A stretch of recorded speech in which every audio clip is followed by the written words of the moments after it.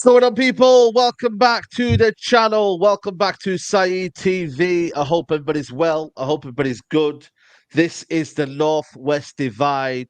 We should have James Redmond in the building anytime soon. So don't worry, he will be coming in the building. We got man like Premsy TV in the building, fellow, Carabao Cup out, whatever you want to call it. You know what I'm saying? It is what it is. But how's It's life, not. bro? How are you doing? Blessed? Is that what we're doing today? Yeah, we're fellow losers, bro. I'm telling you, man. Fellow losers, mate. You're I'm joining not. me, I'm mate. not You're used to joining me this today. life, but bro, absolutely disgusting. That's my honest opinion, bro. But now I'm all good, man. Big up yourself. Big up James. Big up the chat, and let's go, man. I can already see it's going to be an interesting show. Ten Hag got answers to answer for, and so does Arteta. Looks like Liverpool are the only winners in this cut right about now.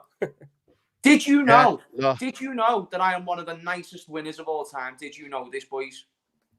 no, I didn't know that. I Can you got you elaborate? both a gift. I got you both a gift. You want to know the gift? Go on. What's the gift? There you go, Saeed. And there you go, Premsy. The good job is You're we couldn't welcome, my see them. guys. The good job is we couldn't see that, so thanks for the gift. You're welcome. Now, after the thanks of the gift that I gave you, just know it's only the Carabao Cup. It's fine. And Saeed, you know that Carabao Cup that you won last season is just as meaningless as the Carabao Cup that you just got knocked out of. Are we right?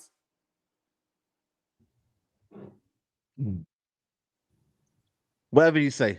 Whatever you say. Right now, I'm not even defending anything. I'm still fuming, man. I'm still fuming. We've got our I'm rhubarb absolutely here as fuming. well. Big up rhubarb. These Liverpool fans have got the juices back to the balls, haven't they? Fucking hell, man. Yo, listen, fair play. Rhubarb You got a better dog than the Arteta one, I tell you that. Why you? Both of you guys. Why you've got an old people's man dog? Yo, what's going on there, James? Hey, rhubarb's a belter, lad. Rhubarb's a belter. That's one of them. Do you know when you see them old man and that walking, them old grannies walking down the road and he got one of them dogs, man. What's going on here, fam? You know, Prem's, it's heavy, you know, lads. She's getting on a bit. How old are you, Rhubarb? She's like 11 now. She's kicking on, lad. Oh, big up Rhubarb. She's still got strings in the legs. No, big up Rhubarb, man. Listen, Rhubarb might do a better job than his United players, I tell you that, man. But listen, man, I'm fuming, man. Listen, I've said what I said. This manager's got to go, man. I'm tired, man, now. You know what I'm saying? 3-0 against Manchester City, 3-0 against Newcastle's D team. We're not talking about the A team. We're not talking about the B, C team. The flipping D team, mate. This was a team that had Paul Dummett at centre back. Paul Dummett, just give you context, has been here for 12 flipping years.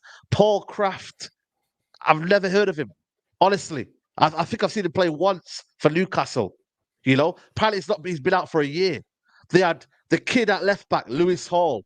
They had the right back, Livramento. They had about 6 flipping fullbacks here. They were just like, you know what? Let's just get over this game and we'll see where we go. We'll see where we go with this game. We might try, but you know what? We don't want to really risk our players because we don't have a big squad and they've got a lot of injuries. But you know what? Did they not beat us? No. They absolutely destroyed us, mate. And again, Ten Hag got schooled. Listen, I understand the football club is rotten. I understand that the Glazers are the biggest issue. But you know what? The Glazers aren't telling Ten Hag what to do on the flipping football pitch. They're not telling him to adopt a certain tactics. They're not telling him anything to do with that. That's on Ten Hag. And he, for me, is out of his depth, mate. He's done. The players have given up. He's given up. And he's got to go now. He's got to go. I'm sorry. Your time is up. I respect you for what you've done for this football club. The first year at Old Trafford, whatever you want to call it. I respect you as a man. But I'm sorry, man. You, my friend, have said to yourself, I am done. Because the tactics out there are a disgrace, mate. Disgrace. Players are walking around. By the way, the players will get a lot of mentions, by the way. They're not getting away from this year. But you brought on Mason Mount. What is he? What are you told him to do apart from run around? Amrabat comes on the second half. We don't look no better. Anthony, who you brought in on the right-hand side, can't beat a man. He can't score. He can't cross. He can't assist. He can't... Bro, what are you doing, Anthony? And then he thinks, you know what? I'll bring us some other players and I might just bluff it. You ain't bluffing it anymore, mate, and you are done, my friend. We are soulless, mate. The club is rotten, and the team as well is rotten, mate. 400 million spent, yeah, and that was mainly towards what Ten Hag wanted. And I see nothing from his team, mate. Newcastle embarrassed us again, like they did on Sunday with Man City. Embarrassed us. 4-0, 3-0, 3-0, 7-0. How many results is Ten Hag gonna watch and just say, yeah, we're on the up? I trust the process. Believe in me. No believing anymore, mate. We're done.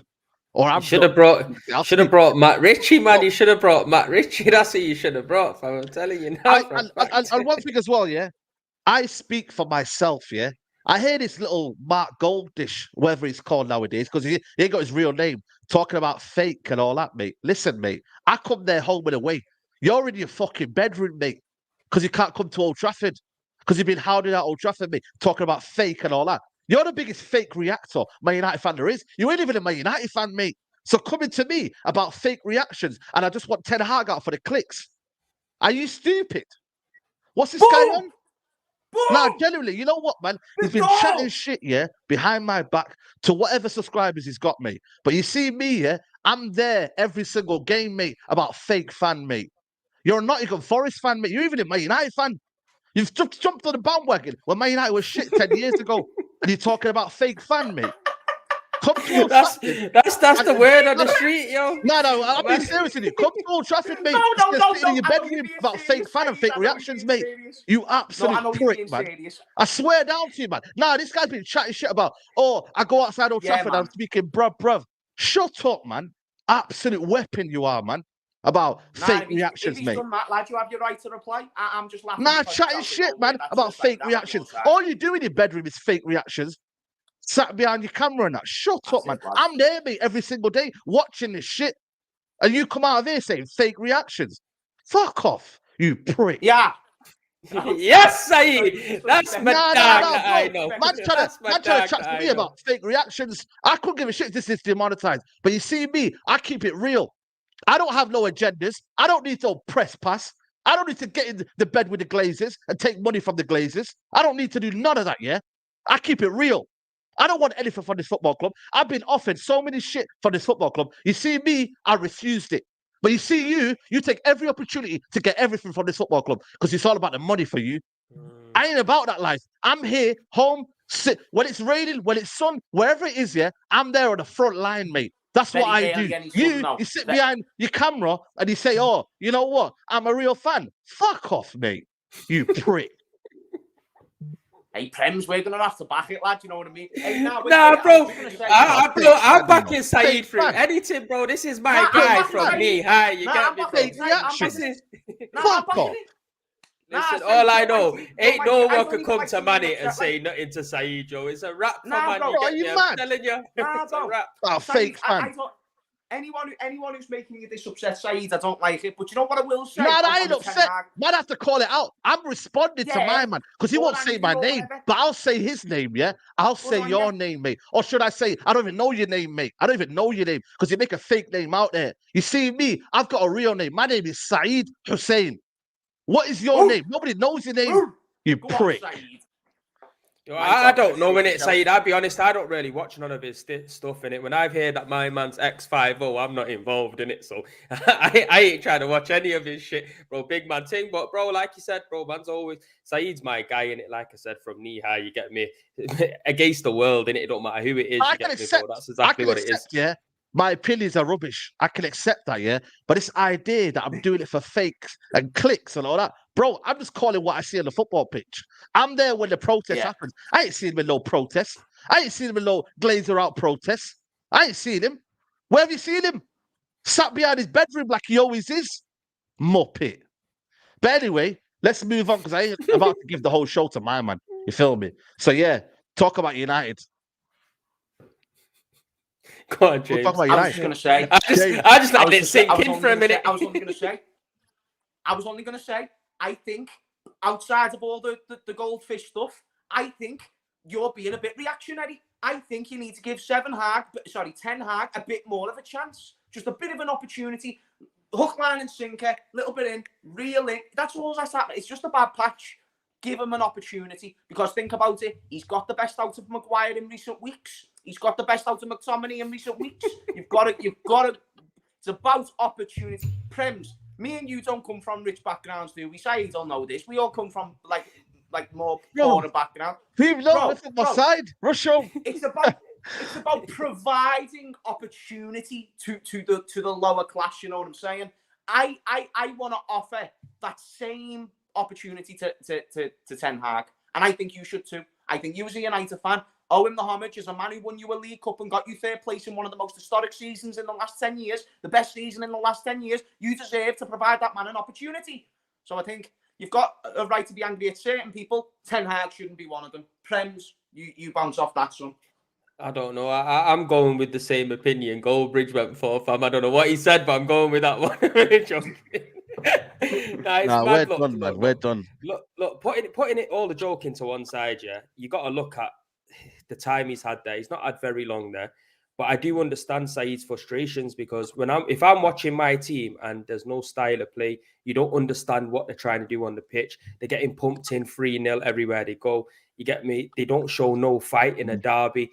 You can look at that manager and think, at the end of the day, what are you pumping into these guys? You're clearly not getting the best out of this crop of players that you got. And the recruitment, for me, from the outside looking in, it's just been nowhere near good enough for Manchester United. He's gone to a league and picked out players from a league that he thinks are good enough, which, being in the Premier League, that's not going to work. He's brought in loads of players on loan, probably won't re-sign them as well. So where is United going to be going in the next 4 or 5 years? They're getting an aging squad. They haven't really got a young crop of players that are going to be there for the next, 5 to 10 years.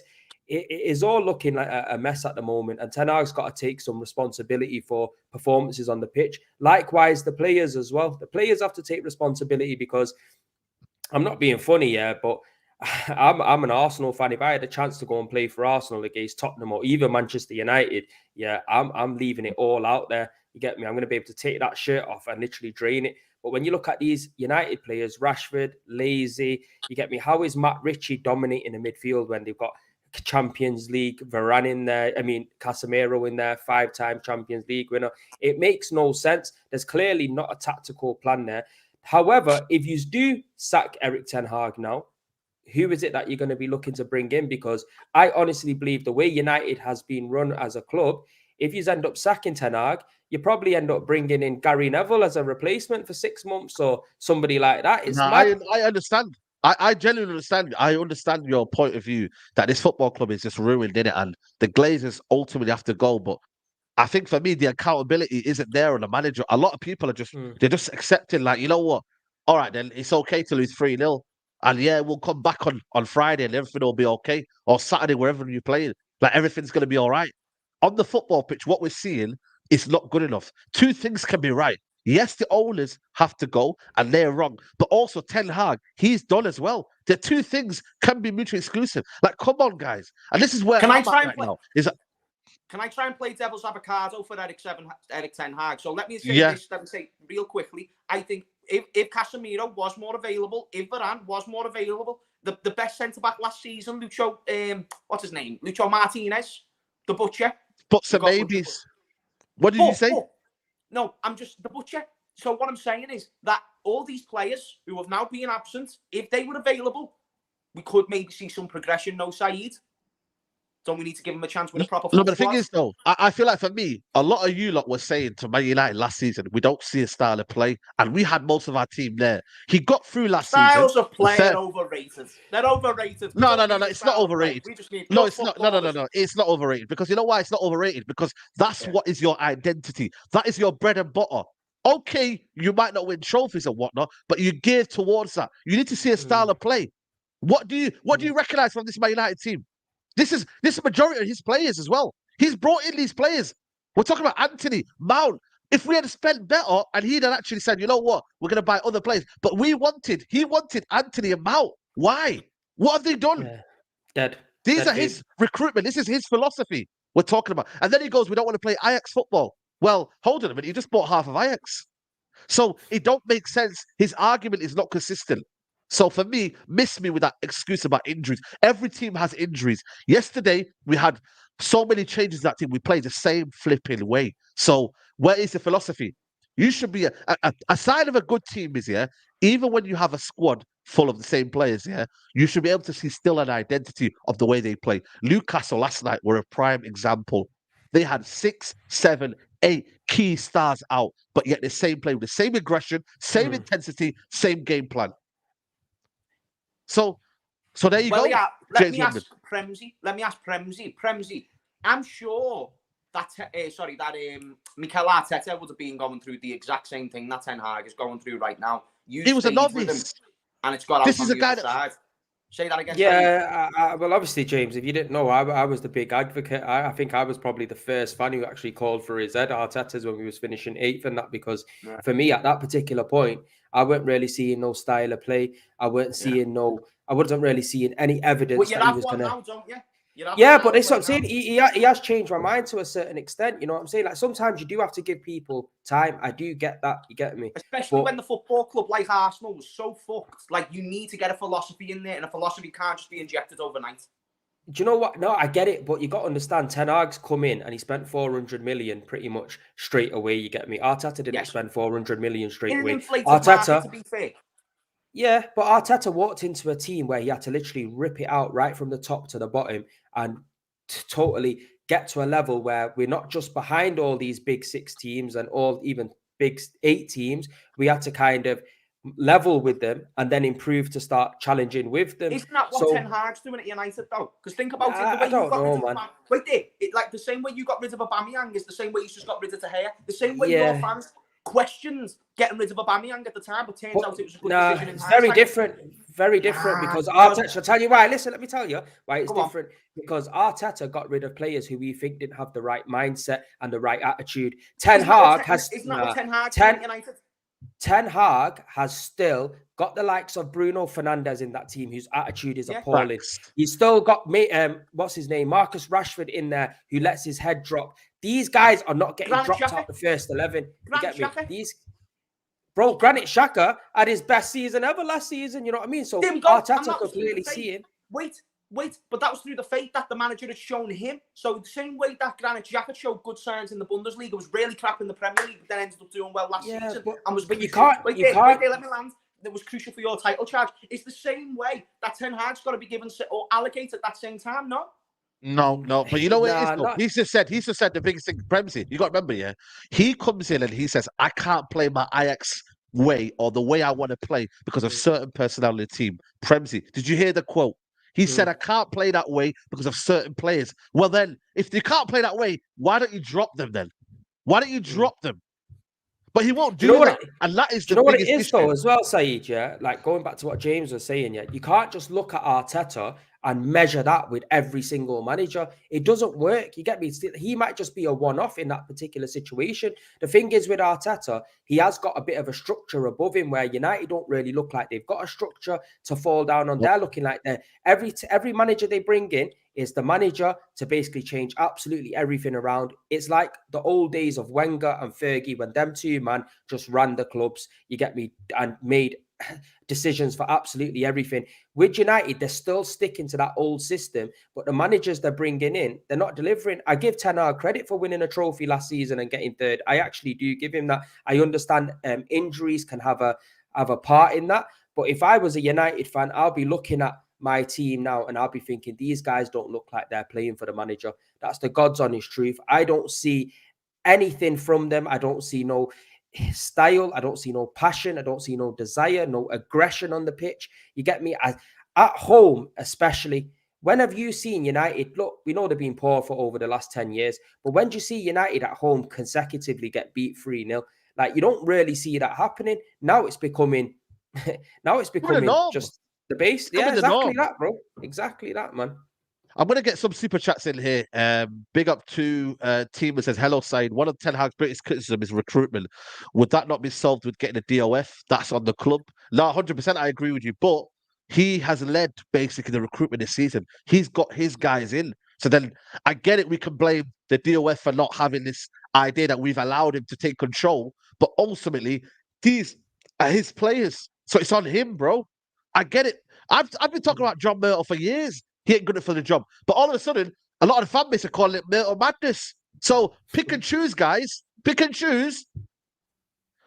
Big up to MUFC 101 says, I understand the frustrations about last night, side. My only problem with sacking Eric Ten Hag is I'm going to have more spoilt brats outlasting another manager.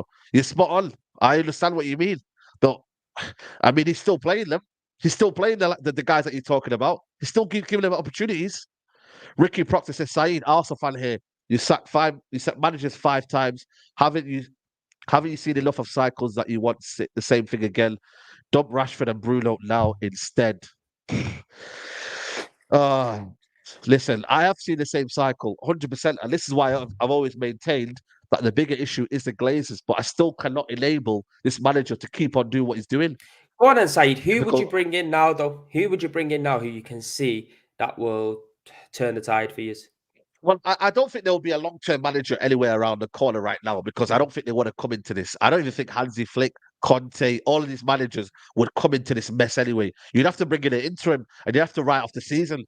You'd have to easily write off the season. The Glazers probably won't pick another permanent manager because, again, there's so much cloud and issues going on with the owners and whether they're selling the club, whether they're not selling the club. I don't think they would buy a permanent manager. They do what they always do and get a short-term fix. So it is what it is.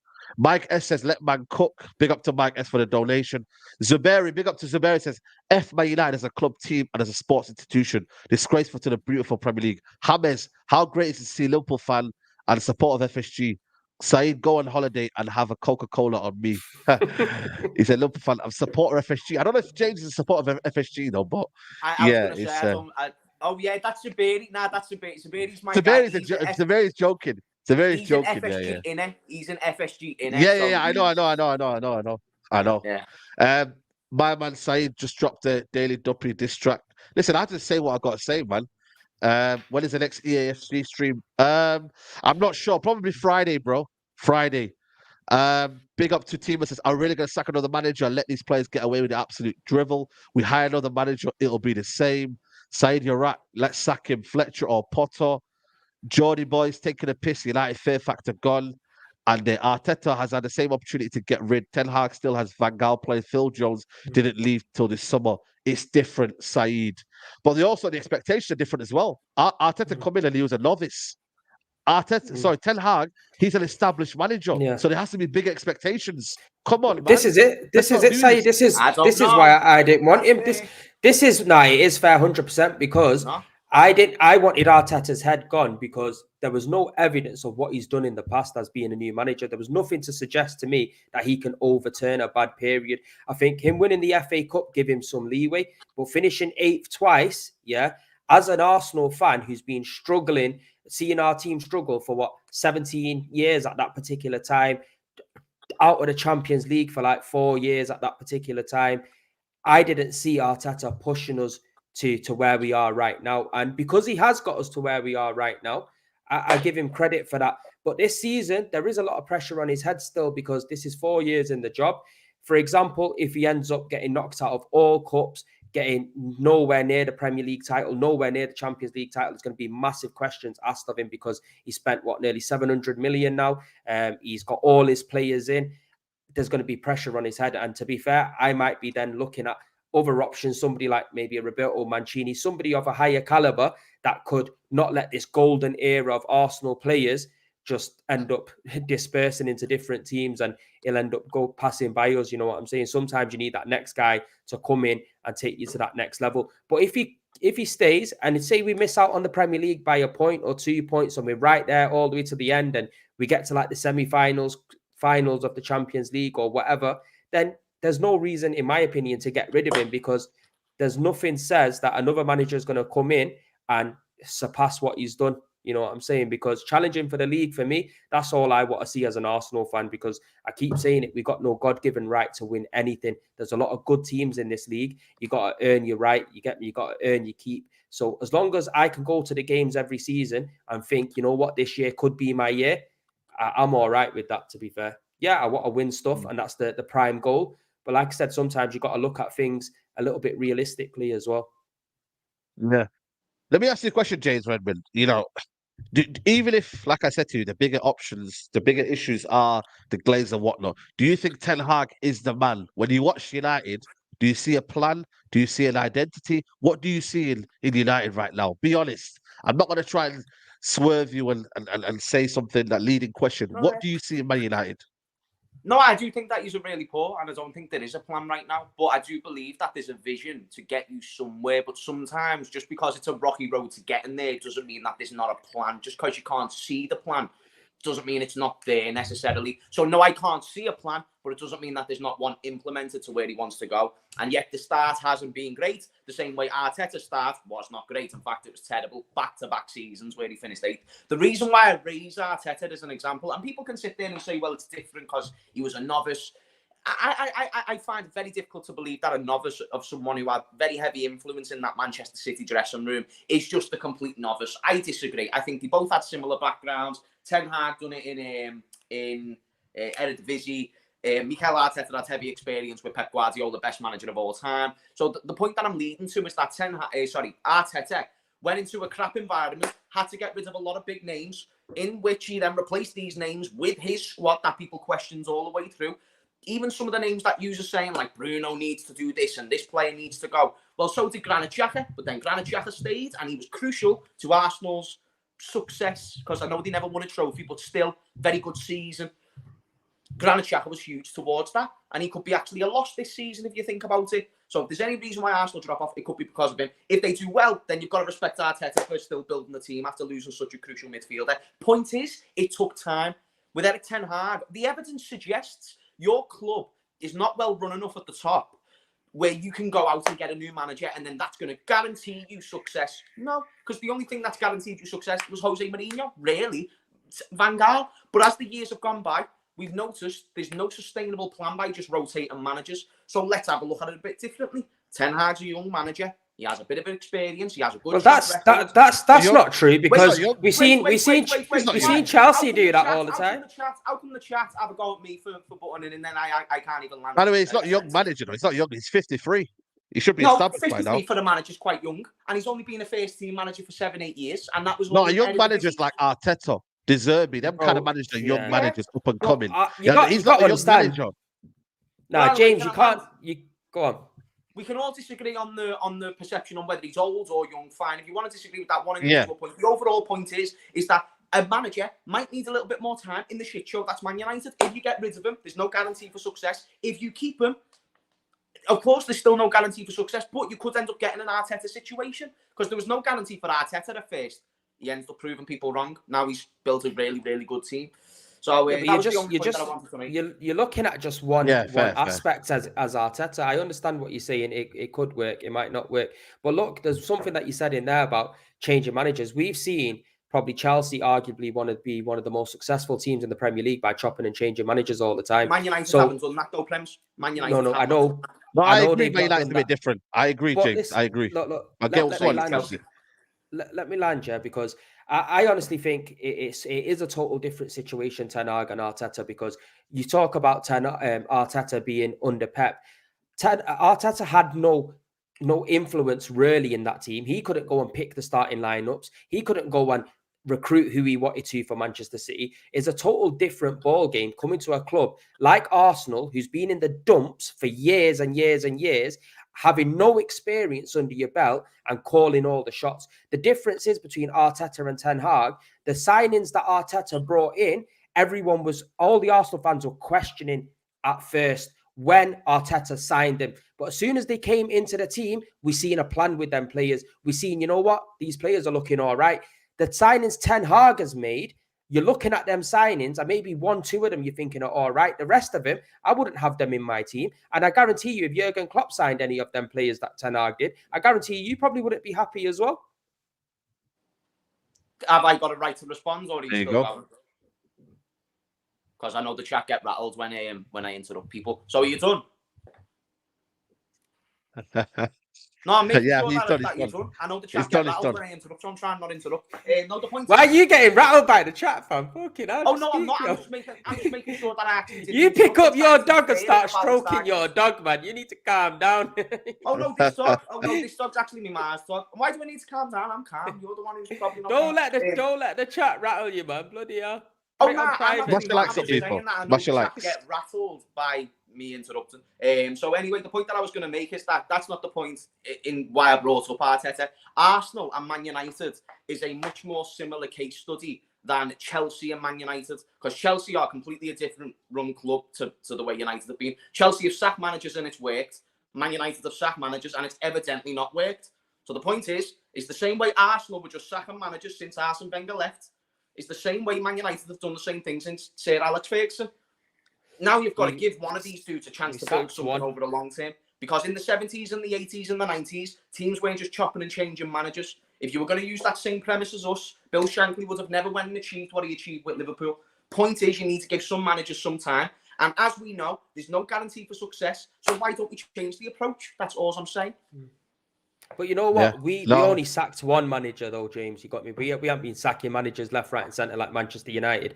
And the reason why I think it's similar between United and Chelsea, because United have been sacking managers and giving them managers a shitload of money to spend and reinvest into the team. Every single manager, which is what Chelsea have done as well. Just for Manchester United, the success hasn't been there. So sometimes it does work, because we've seen it with Chelsea. Sometimes it might not work with what we've seen with Manchester United. For me, with the Ten Hag situation, it is looking very, very glim for him right about now. Like, I understand you have to give managers time to build a squad, but from what you're looking at from him, I can't see what he's building. All the players that he's brought into the team, they're pretty shit, really, aren't they? Do you know what I'm saying? Pretty shit, bro. It's mad. It's mad. I've got a super chat here from Teeman. He says, "What other big club would need a striker alone in a Burnley backup? Also, can't play Ajax football with these dead players." But I'm sorry, Teeman, I have to disagree with you. He's brought half of them in here, and he wanted Timber as well. Remember, he wanted Timber. You know what I mean? So, he wanted to bring half of the players in. He brought Mount because he knew him from Vitesse. Didn't know him from the Chelsea man, because the Chelsea man didn't really do anything in the last couple of years. So, I'm sorry, man. We need to see something. And I don't think United fans have seen enough of what he was meant to bring in. And that's all I can say. Guys, 1.3K in the building. Make sure you guys are liking the video, people. We need to get them likes up. Right now, it's currently on 419. Let's get up to 500 people. And let's discuss Arsenal, because you man are out as well. And a lot of people are angry, this today. I speak to Lee Gunner, he wasn't happy. A lot of fans are not happy because it's like you're just throwing away cups, but then you're not really winning anything of substance. I know you won the FA Cup 4 years ago, but that wasn't really with his squad. With this squad that he's got now, you're not winning anything. So, No, are you pissed I'm not off? happy. Yeah, I'm not happy, bro. I've stated this from last season and for as long as I can remember. At the end of the day, if you're in a cup competition, you want to go out there and win it, because like people say, yeah, bigger fish to fry. Not for me. You get me. At the end of the day, you got no guarantee you're going to be winning any of the bigger trophies when you're not even a favorite in them competitions. You know what I'm saying? So don't disrespect the smaller cups. A trophy's a trophy. There's only 4 you can go for in the season. With Man City being out, you can arguably say Arsenal probably was the favourites to win that competition if you're going off last season and the performance who's put in last season. So we should have went in with our strongest team, maybe 1, 2, 3 changes, but don't make a wholesale of changes, and put some respect on West Ham's name, because this season they've been a very good team. At home as well, they're a good side at home. I actually knew that it was going to be a very difficult game. I think on the Dan Pot stream, I think it was me, Northside, Guna Lee and Dan Potts, and I predicted, I think at 1-1 it'll go to penalties. I thought it would be a lot tighter than what people think, but you just got to give West Ham credit. They come in, they've done a number on us. We can have all the possession in the world, but if we're not going to do anything with it, it makes no sense. Second half, absolutely disgraceful. You get me? I think the first half we were all right, but it still wasn't good enough, wasn't creating any clear-cut chances. West Ham had a few chances. They took it. Simple as that. I think Arteta, he needs to start realising that you can't just be throwing these kind of cup competitions away. You get me? That's You what I'm just can't saying. do it, in my honest opinion. Yeah, people might not look at the Carabao Cup as anything big, and they might think, oh, extra fixtures or whatnot. But when you deep it, it's not really in it. Now people are in the quarterfinal, semi-final, final, 3-4 games max.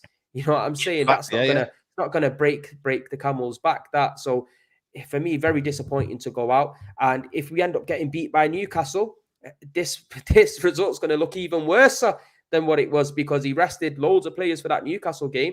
For me, play who's in front of you, play your strongest team, and go out with, even if you're going to lose, but go out with giving it a full-on go.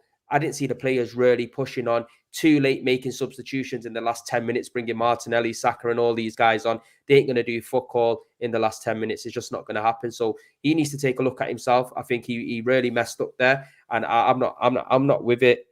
Going out of all these competitions, it pisses me off, to be fair. Mm. You know what's mad? Yeah, you know what it is? A lot of people, when they look down on the Carabao Cup, I always say it's like because it's the first competition you can win, right? Because it's in February. So it's almost like, for me, it sets the stone for the season. It sets the tone for the season. It kind of gets you in the mentality. When Man City were winning 4 in a row, you got to remember that enabled them to win another trophy after that. You know what I mean? And it just, Guardiola knew every season we win this trophy until he's got bored of it. Now he's bored of the Carabao Cup because he's won it too many times. But he's looked at that cup and think, right, win this, win the FA Cup, win the Premier League. If the players now are just thinking, hold on a minute, we're just dismissing trophies here, it becomes invested within the players. So then their mentality isn't as strong. So if the manager's mentality isn't strong, the players' mentality isn't strong. And I know, James, you always look down on the Carabao Cup or whatnot, but for people at Arsenal, for teams like Arsenal that haven't won any trophies in a couple of years, they need to be winning these trophies, and getting up there. Would you not agree?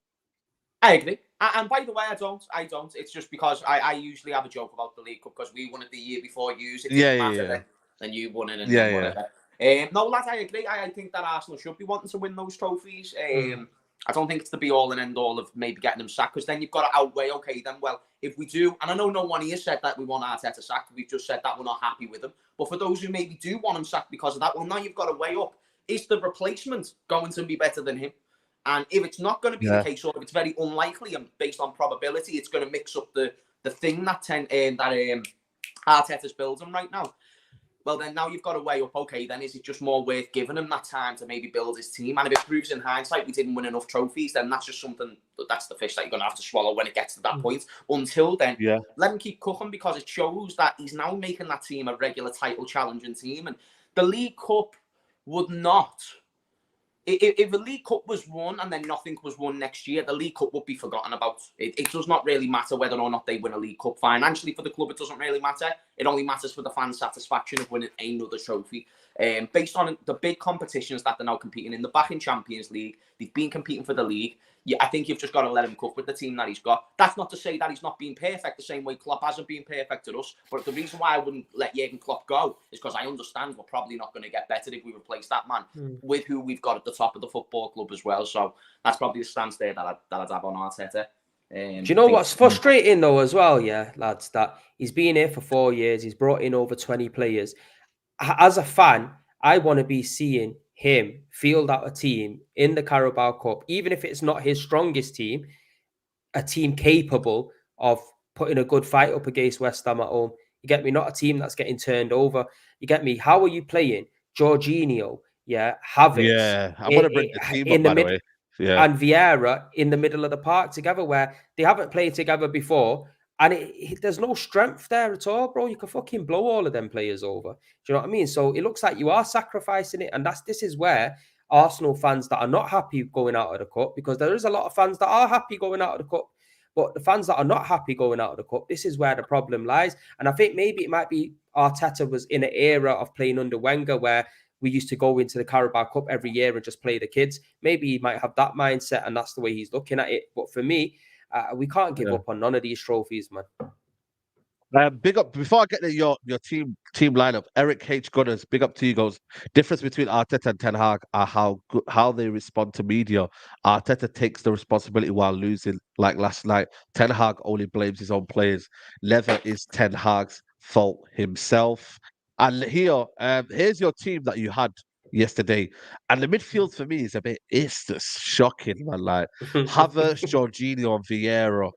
I mean, that is just terrible, man. I Oh, don't know how you've got to that because and this is one of the reasons why I said to Arteta in the summer, did he do enough? Because I was like, Havertz is an upgrade. dead, Jorginho, for me, dead. let's be honest with you, dead footballer. Vieira, I mean, what's he done in the past 18 months at the football club? You know what I mean? Apart from one or two good Glimpses, performances. Yeah, glimpses. You see glimpses. glimpses. That's it. Reece Nelson's been given a new contract. What reason have you given a new contract? What, he scored against Bournemouth or something last year? Mm. Is that what you're giving him? Trossard, for me, I think he's a good player, but I think, you know what? Difficult to get in this team when Mm. Martinelli is for me, better than him, but I get it. It's one of them. You have to be a squad player. I mean, Ramsdale for the goal. That was. I don't know what he was doing coming out for that goal. Like he didn't claim it, didn't do nothing. Zinchenko as well. Nobody's talking about Yeah, Zinchenko. I want to speak about him. I want to speak about him because this Go guy for it. defensively is an absolute fucking joke, mate. You get me? This guy defensively can't do nothing. And that's my honest opinion. He was at fault for the second goal. He basically is a midfielder, in my opinion. I'd be a lot happier to see him in a midfield role. I've said it time and time again. I'd rather have him in midfield than Havertz. Saeed, you know what my Yeah, thoughts yeah, were on Havertz, bro. You get me? Before we even was linked to him, bro. Me and bro. Saba. Was it on your show? Me and Saba had that little back and forth. Yeah. It was that. Yeah, it was actually Bro, our show back like last year. Was it last year? bro, For those I don't this know. is before we even linked to the guy. Yeah, someone in the chat said Chelsea rejects. I said that on one of my AFTV interviews. We got Chelsea rejects in the middle of the park. You get me? Not good enough. Zinchenko, don't get me wrong. Going forward, he's good. He's got a bit of a defensive side to him. So from midfield, he'll be able to track back, put a tackle in. But as the last man in defense, as a left back, it is not good enough. You get me? Tomiyasu shits on him all day, every day. But even still, I believe we need a proper left back. Kieran Tierney, for me, was that guy. Obviously, he's got some bad injury problems, and maybe that's why Arteta looked to push him out. But I think defensively, Kieran Tierney's sound. But Zinchenko, man, he costs us a lot of times, Yeah. man. Cost us a lot. You got Kiviar. For me, I don't know if he's any better than Rob Holding. I'll be totally honest with you. I haven't seen anything fantastic from this guy. Left footer, playing right-sided centre-back. I don't think that helps Ben White out at all as well. Nope. Again, up front, Eddie Nketiah, everyone gets fueled by his hat-trick against Sheffield United, but he's very inconsistent. And is he the level of Arsenal? In my honest opinion, no. I think he's probably Brentford's level. Go out there, offer him to Brentford, give 20 mil on top and go and get an Ivan Toney. Reece Nelson, he's trying, but nothing's pulling off. And Trossard, he plays better when he's around better players, obviously. I think when he's around players that are pretty dead, you don't really see anything fantastic from Trossard, but he is a good player. He's got it in his locker. He's nimble, good on both feet, good in tight spaces, got a good finish on him and will shoot from distance. So ideally, squad depth-wise, yeah, maybe Thomas Partey is not fully fit. We got El Neni back in. I would have probably preferred to see El Neni in the middle of the park, but it's not looking good, bro. I think outside of our starting 11, I think the drop-off down is It's quite huge. significant. It's huge, man. 100%, man. I mean, what did you think, James Redmond, in terms of Arsenal and their squad? Like, do you think it's ready to compete? I mean, your squad, when you're deep in, like, you've actually got some players that can come on and make an impact. With theirs, they're just not having no impact at all, man. What do you make of the Arsenal squad, James? Like, is it going to be good enough to go for the league and whatnot, etc.? It took us about 5-6 years to be able to get to a team that we were comfortable with beyond the starting 11, up until probably even the league winning season. We got barely any injuries, which is why the league was done prior to COVID happening. Yeah. And we had like 80 plus points or something like that, because the starting 11 never got any injuries and we were just allowed to flow and build momentum. So we never really got a full squad with squad depth probably until the quadruple chasing season. And then we lost a lot of those players. And then it's only this season where you can sit there and go, we've got squad depth again. That's just to address the comparison to us. Usually in the Premier League, even this myth with City, like they've got amazing squad depth always. They have for a lot of the periods in the Premier League. But it's been mainly the starting 11 that's done the job. So you've got to give Arteta the credit for building a really, really good 11. And then you can question whether or not the squad depth's good enough or not. But one thing that's been identified is that Eddie Nketiah is more than happy to be a backup striker. Otherwise, he wouldn't have signed that long term with the football club. Now, that's very important. It's good to have somebody who's happy to be in that role. They're not going to cause up a fuss. They're not going to cause up disruption. Even like that clip in the Amazon documentary, Eddie Nketiah says to Sambi Lokonga, I think it was, he says, shut the fuck up, stop crying. Know your role, you're on a contract here. Eddie Nketiah saying that to him was huge, you know what I mean? Because that shows his attitude is, I'm happy to when I get given a chance, I'll score a hat-trick. I might have a stinker the odd time, but I'm more than capable of being a backup striker. If you want to sit there and say that Jorginho or Vieira are not good backups, I disagree. I think these are fine backups who have had a bad performance, in my opinion. Nah, bro, it's mad. That's James. fine. That's mad. That's fine. I'm talking about because I'm just talking about Fabio Vieira being a top prospect coming from Portugal. I'm talking about Jorginho, who was in Ballon d'Or shouts, rightly or wrongly, prior to joining News, winning Champions League with Chelsea. Kai Havertz, who scored in the Champions League final. These are fine squad depth players on paper. If it proves to be wrong, that's fine. But 65 million, 350 grand a week, bro. 3 years in the Premier League. Yeah. Shit show. That is not good enough, I'm telling you. And the thing is with Eddie Nketiah, Arteta should be looking at it that my main number 9 in Gabriel Jesus is always out injured. Is Eddie Nketiah a good enough backup to come into that first great 11 that you built to push us on for winning the league? No, he's not. It's all well and doing against Sheffield, but not when you need to do it. That's the problem. When it counts the most, Eddie Nketiah isn't the guy. When it's against the little smaller teams, yeah, he'll score a hat-trick and do whatever, but... No, that's the first hat-trick he scored, you know what I mean, bro? So, like, he doesn't do that on a regular occurrence. Obviously, I watch my team in depth, and the thing is, if you have... I'm not saying we need world-class bench. What I'm saying is we need a good enough bench where the drop-off isn't so significant. Because last season, I can honestly say, obviously, I'm not no mystic, Meg, but I really do believe if we didn't lose Saliba and Tomiyasu at the same time, I think we would have probably went on and won the league because Saliba was that important to us. But the drop-off from Saliba to Rob Holding, it was huge. And you know what? But the way you talk about Saliba, it's impossible to get someone who's even close to that level if he's been one of the best Premier League centre-backs. Yeah, but did you not hear what I said, though? I said we doesn't have to be world-class, but the drop-off doesn't have to be so significant. You get me? You're not always going to get a player that is going to be exactly the same. What it is, if you could get a player that could come in and do the job and keep his shape, keep his concentration, and can actually fight for the badge, fair enough. You get me? That's all I want to see because regardless of what, we've seen City and Liverpool, when you do have injuries, you can bring a player on. Like if you have an injury up front, Liverpool, for example, you've got bags full of players to bring on. Do you know what I mean? But this is it with Arsenal. We've not really got that. You get me? If Saka is playing week in, week out, this lad can't get a rest because our replacement for him is Reece Nelson, which realistically, the drop-off is huge. So if we want to go and take these competitions serious, like the Carabao Cup and the FA Cup, we need a good squad because, it's all good having a fantastic 11 for the Premier League and the Champions League, but that means you're just saying, all right, it is what it is. We'll just see if we can win one of these little cups by playing some of the dead players in the team, and that's how I see it, man. Yeah, I was just going to say that. But even with us and Salah, though, if Salah gets injured, then we've got Benzo to replace him. That's a huge drop-off. You know what I mean? But we're still winning games. No, but then again, I get what you mean. You can still mix it around. You can mix it around. I think you can mix around Jota. You got Gakpo. Not really. How come? Because Arteta plays the a certain situation. Now, Arteta plays a certain system. I understand Klopp does as well. But for example, if we lost the Saka, you put a Reece Nelson in there, it's not going to work. Martinelli doesn't really play on the right-hand side at all. Trossard is better from the left-hand side. We play with inverted kind of wingers where the left side, the right side. Nah, I don't know. I think you're stack padded up front with a lot of different options. At left wing and striker, we've got nice options, but we don't have any at right wing now. Well, to be fair, I've seen Gakpo playing on the right as well. But that's still a huge drop off in comparison to Salah. Yeah, but you're talking about Salah, one of the best players in the world, isn't it? Like, of course. But what I'm saying is that's still, in my eyes, that's still adequate cover because Gakpo isn't a shit player. Gakpo, in my opinion, is levels above Reece Nelson. Shatay is good. Shatay is good though.